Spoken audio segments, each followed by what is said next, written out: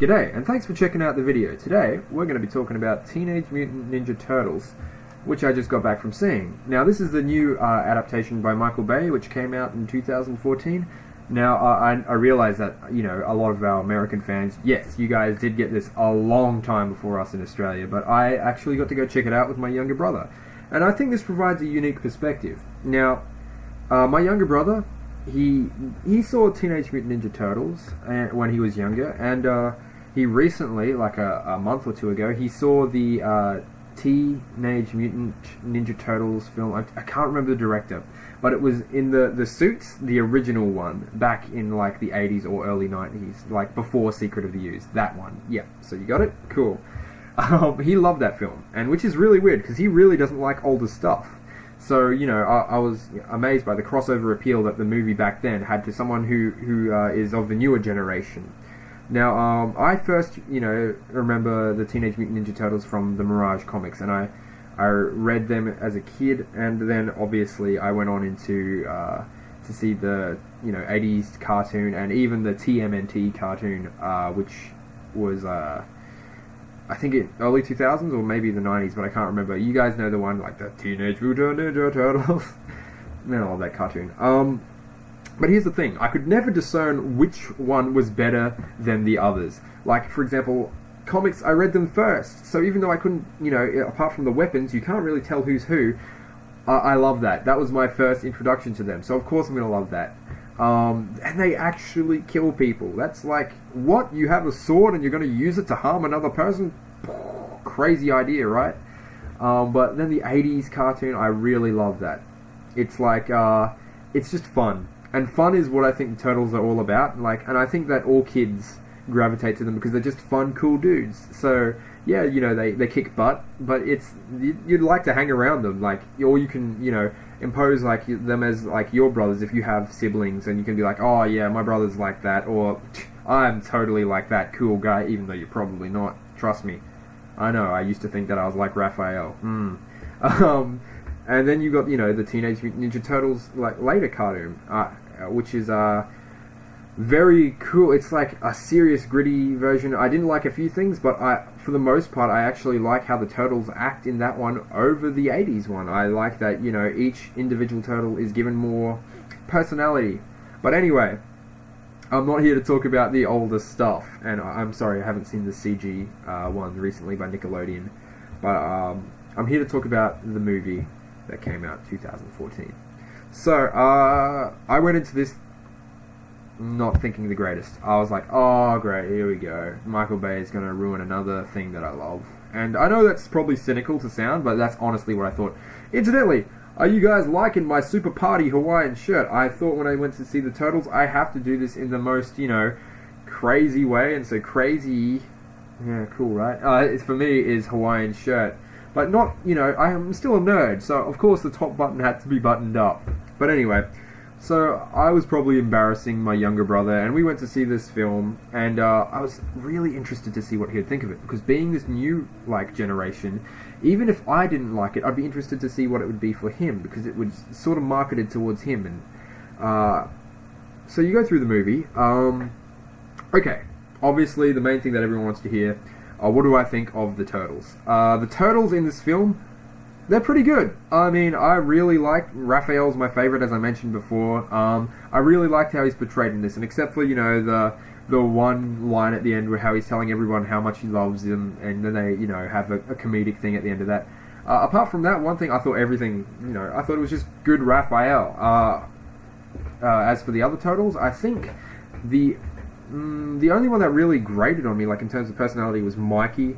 He was, there was a lot of lines that he had that were cringeworthy, but then again, when this happened, I heard a whole bunch of kids, and even my brother chuckled at one of the lines at one point, so it seems to be, I'm just out of touch.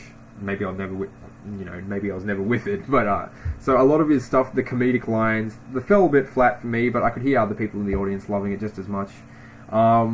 Donatello, I actually like the fact that, all the Turtles, they're very distinct, like, different sizes, and they have different, like, gear on. And I really liked Donatello, how he had a whole bunch of tech like around him. So you definitely know he is the tech guy, and he's slightly nerdier than his brothers. And I like the line in the film. It's like, let me be the badass for once. I thought that was pretty appreciated. And for the most part, all the dynamic with everyone, like Leonardo and Raph, they have their butt head things at the butt heads. They butt heads at the start of the film, but that doesn't really come out too much. So Leo is Leo is the leader. He is definitely cool. I think that he probably looks the coolest of all of them, like, because it's like original design with new concept. So it's like, it's very much the old design that they had, but with all this new stuff thrown in, and it's like the perfect old meets new collaboration. As for other designs, April O'Neil, Megan Fox in this, I couldn't stop seeing her as Megan Fox. I didn't, go, hey, it's April O'Neil, but that's something you have to contend with when you watch a lot of film as you get older. She had the yellow shirt on, not a jumpsuit, but once again, old meets new. For the most part, I didn't hate her in this film, which is weird, right? Like, I fucking hated her in Transformers. And I'm not mincing words with this review, or just talking about it. I can't even remember who his name is. The guy that hangs around with her, Vern, or something to that effect, he's the camera guy who drives around. I can't remember who plays him. I'm sorry, I can't remember who plays him. But he drives her from here and there. All of his lines pretty much fell flat. And it's... I know he can be a better actor, so I just don't know what it was. But maybe it's just the lines, he didn't know how to deliver them. But I didn't, chuckle at anything he said the whole film. Shredder. Shredder is like this... How can I put Shredder? Like, when I first saw the armor, I was like, this is going to look fucking stupid. But when you see the armor in action, it actually looks pretty decent.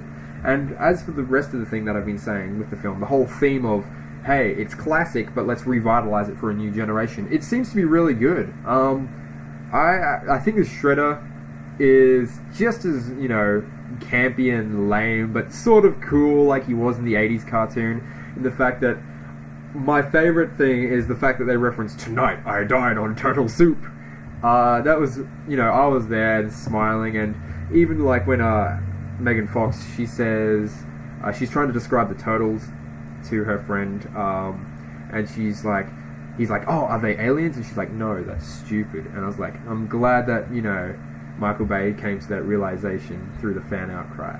That Shredder looks cool. He's such a, look, I wouldn't actually say he's like a great villain, but he's Shredder. Like, if you love the 80s cartoon, it seems to be just like, he's not taking himself too seriously. He's just doing the whole supervillain thing. Like, I don't know, I liked it personally.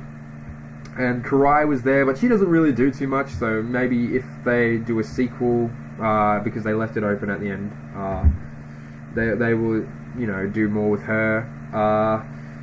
Master Splinter. Now, I didn't actually like Master Splinter. For some reason, he looked weird in this whole film. Maybe it's just, the juxtaposition between him and the Turtles. But the CGI, I don't know. I didn't like what he looked like. That didn't, I did like his fighting scenes with the Shredder. Against the Foot and whatnot. I actually liked the use of his tail. I thought that was pretty cool. I thought that was really well done. And, but apart from that, I just didn't like the way he looked.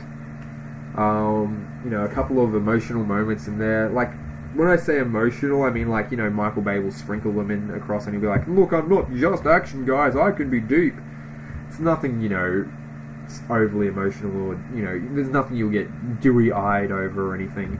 It's just, for kids, they'll probably be like, they'll probably be rooting for the good guys even more afterwards because they'll be like, oh, that's so sad, how dare you? And, that kind of stuff. Which brings me to my point of, trying to keep this relatively short. There's a couple of stupid things in the film, like, the main villain, something Sax, like Mr. yeah. But anyway, so Sax, he has this whole idea to, get the, okay, without spoiling anything, he wants to release this toxin into New York City. and this toxin, will kill people like by the abundance, and then he will sell the antidote back to the government, and they will, cure what remains of New York City, and he'll make a lot of money, or in his words, he'll become stupid rich. And he's in league with, the Foot Clan, because he is the Shredder's disciple.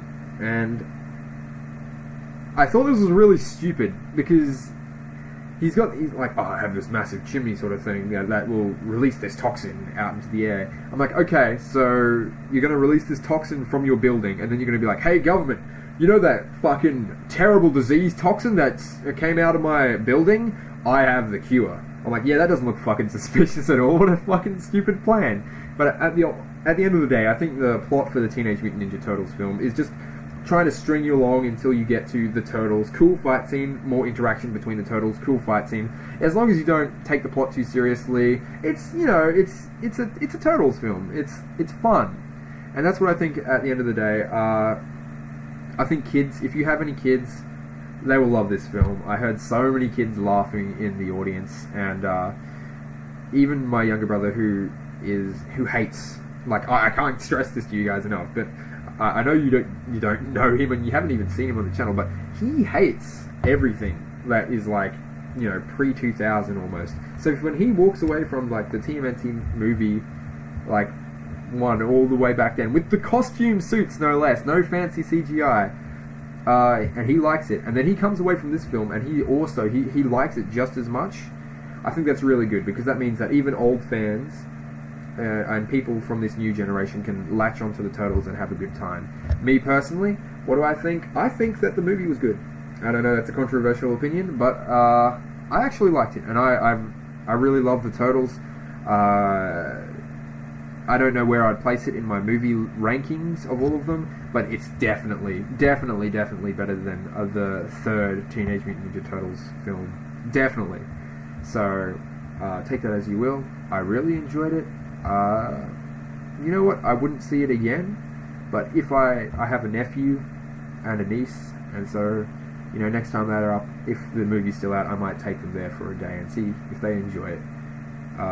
But that's all I'm going to be talking about this. I like the film. What did you guys think?